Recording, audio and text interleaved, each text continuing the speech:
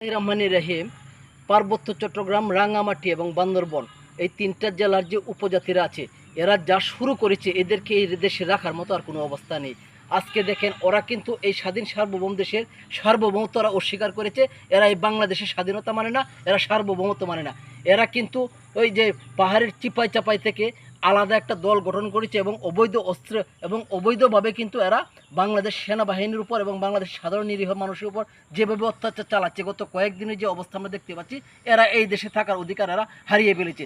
ওরা দেশদ্রোহী সামিল, এরা বাংলাদেশের সার্বভৌমত্বকে অস্বীকার করেছে। এরা এই দেশ থেকে বিতাড়িত করার সময় কিন্তু গণিয়ে এসেছে। আমরা চেয়েছিলাম পাহাড়ি এবং বাঙালি মিলেমিশে বাই একত্রিত থাকার জন্য, কিন্তু এরা এই লেভেলের লোক না। আজকে দেখুন, একটা হিন্দু ছেলে দর্শন করেছে উপজাতিকে, আর এই ব্লেম মুসলমানের উপর চাপিয়ে দিয়ে ওরা কিন্তু মসজিদ ভেঙে ফেলেছে, যেটা একটা ইসলাম ধর্মের জন্য মারাত্মক অবমাননাকর একটা বিষয়। আজকে পাহাড়ি বাঙালি ভাই ভাই আমরা যে স্লোগান দিয়েছিলাম, এরা এটা কিন্তু রাখে নাই।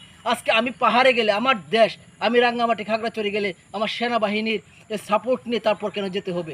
না গেলে ওরা কি করে, একটা সাধারণ বাঙালিকে ওরা জিম্মি করে মুক্তিপণ অপহরণ করে মুক্তিপণ দাবি করে। আজকে এই দেশ আমরা কিন্তু নিজের দেশ দাবি করতে পারি না। তারা নিজেরাও এই পার্বত্য চট্টগ্রাম অঞ্চলটাকে তারা একটা জম্মু ল্যান্ড ঘোষণা করেছে। তারা নাকি আলাদা একটা পতাকাও বানিয়েছে, যেটা আমার স্বাধীন দেশের জন্য মারাত্মক একটা হুমকি। আজকে সময় এসেছে এটার একটা ব্যবস্থা, স্থায়ী ব্যবস্থা নেওয়ার। আজকে সেনাবাহিনী নিজেরাও এখানে নিরাপদ না। 11 জন সেনাবাহিনীর সদস্যকে এরা অপহরণ করে যে নির্যাতন করেছে, এটা ভয়াবহ একটা চিত্র। ডক্টর মোহাম্মদ ইউনূস স্যারকে আমি অনুরোধ করব, আপনি এই পাহাড়ের জন্য আলাদা একটা বাজেট করেন। এখানে পাহাড় কেটে সমতল ভূমিতে রূপান্তর করতে হবে, অন্যথায় দিন দিন আমার এই দেশ কিন্তু আস্তে আস্তে এই পার্বত্য অঞ্চলটা কিন্তু বাংলাদেশ থেকে আস্তে আস্তে হয়ে যাবে। কারণ তারা কিন্তু অলরেডি তাদের স্বাধীনতা ঘোষণা করেছে। আজকে দেখবেন উপজাতি একটা ছেলে মেয়ে বাংলাদেশের প্রত্যেকটা ডিপার্টমেন্টে তাদের জন্য আলাদা কোটা আছে, তারা চাকরি করছে, সচিবালয়ে চাকরি করছে, মন্ত্রণালয়ে আছে, পুলিশে আছে, আনসারে আছে, ব্যাটালিয়ন, সব জায়গায় তারা আছে। কিন্তু আমি একটা লোক, আমি কিন্তু পাহাড়ে যেতে পারি না। আমি গেলে নিরাপত্তা দিয়ে সেনাবাহিনী দিয়ে, ওরা চায় যে সেনাবাহিনীর এখান থেকে উঠায় নেওয়ার জন্য। সেনাবাহিনী থেকেও তো এদেরকে নিয়ন্ত্রণ করতে পারতেছে না, কিন্তু আমরা উঠিয়ে নিবে কীভাবে? নিলে তো এটা টোটাল এটা আমাদের দরাচোয়ার বাহিরে চলে যাবে। আজকে পাহাড়ি ছেলে মেয়েরা যা শুরু করেছে, ওরা দেখবেন অনলাইন প্ল্যাটফর্মে ওদের যে ভিডিওগুলো ছাড়ে, সম্পূর্ণ দেশদ্রোহী একটা ভিডিও, যেটা বাংলাদেশের স্বাধীনতার জন্য মারাত্মক একটা হুমকি। আজকে সময় এসেছে এদের দাঁত ভাঙা জবাব জন্য। আস্তে আস্তে আমি মনে করব, আমরা যদি একবেলা কমকাই, বাংলাদেশে অন্যদিকে উন্নয়ন কমিয়ে হলেও এই পাহাড় কেটে সমতল করে দেন এবং বাঙালি কিছু বসতি ওইখানে স্থাপন করেন, এবং এদেরকেও দেশে বিভিন্ন জায়গায় ছড়িয়ে ছিটিয়ে দিন। ওরা একত্রিত থেকে কিন্তু এই দেশটাকে একটা ধ্বংসের পায়তারা করার চেষ্টা করছে। মায়ানমারের রোহিঙ্গার আজকে মায়ানমার থেকে বিতাড়িত হয়ে কেন আসছে? এইসব কারণে আসছে। আজকে এরাও কিন্তু রোহিঙ্গার চেয়ে ভয়ঙ্কর ভয়াবহ একটা অবস্থা তৈরি করে ফেলেছে। বাংলাদেশের মানুষ, আমরা একটা পর্যটন এরিয়া, পাহাড় এরিয়া, আমরা সাজেক গেলেও একটা রিক্সের মধ্যে থাকি জীবন নিয়ে। আমরা যেখানেই যাই, খাগড়াছড়ি যাই, বান্দরবন যাই, আমরা কিন্তু জীবন নিয়ে ফিরতে পারবো কিনা এটা কিন্তু আমরা জানি। অথচ ওরা দেখেন ময়মনসিংহ, সিরাজগঞ্জ, রংপুর, দিনাজপুর, প্রত্যেকটা ভার্সিটিতে ওদের পড়াশোনা চলতেছে, ওরা সব ধরনের সুযোগ সুবিধা কিন্তু বাংলাদেশে বুক করতেছে, কিন্তু তারা বাংলাদেশ মানতে নারাজ, তারা বাংলাদেশ মানতে চায় না। কেন? কারণটা কি? তোমাদের এত বাজে কেন? তোমরা কিছু হলেই বাংলাদেশের সার্বভৌমত্বকে অস্বীকার করো। তোমরা চলে যাও এই দেশ থেকে। তোমরা তো এই দেশের আদিবাসী না, তোমরা উপজাতি।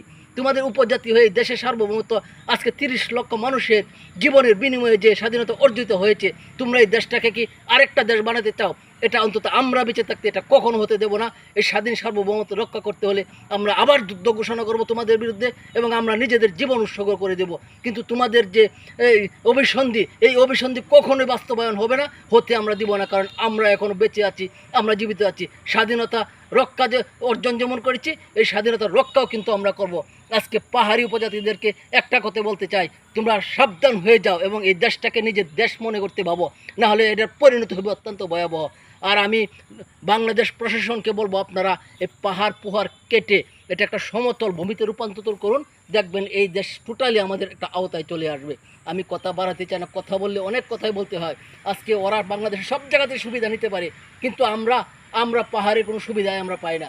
আমার একটা ফ্যামিলি যারা এখানে আছে, যদি কোনো মুসলমান থেকে থাকে কিংবা সাধারণ মানুষ যারা এখানে বসবাস করে, এরা কিন্তু নির্যাতিত, নিপারিত, এবং এদেরকে কিছুদিন পর শুনবেন যে বাঙালি অপহরণ হয়েছে, এরা টাকার বিনিময়ে তারপর ছাড়ে চুক্তি করে। আজকে যে আর্মি সেনা বাহিনীর যে সদস্যগুলোর উপর যে নির্যাতন এরা করেছে, যে ভয়াবহতা দেখলাম, এটা আমার দেশের জন্য, বাংলাদেশের জন্য একটা ভয়াবহ শনি সংকেত।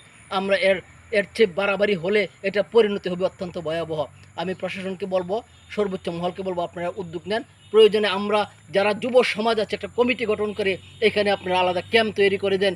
আমরা সকলে গিয়ে আমাদের দেশের সার্বভৌমত্ব রক্ষার জন্য আমরা নিজের জীবন বিলিয়ে দেব, কিন্তু আমার দেশের সীমানা কখনোই ছোট হতে দেব না এবং এই দেশকে আমরা কখনোই ভাঙতে দেব না। কারণ 1971 সালে 30 লক্ষ শহীদের বিনিময়ে অর্জিত এই দেশ, আমরা কখনো এই দেশকে ভাঙতে দেব না। ঠিক আছে, সকলে ভালো থাকবেন। আরও নতুন ভিডিও নিয়ে আমি উপস্থিত হব। ভিডিওটি সকলে শেয়ার করে দেবেন যেন এই উপজাতিদের কাছে পৌঁছায়, এই বার্তাটা ওদের কাছে পৌঁছানোর জন্য আমার ভিডিওটা সকলে শেয়ার করবেন, এই আশাবাদ আমি করি। সকলে ভালো থাকবেন। আল্লাহ হাফেজ।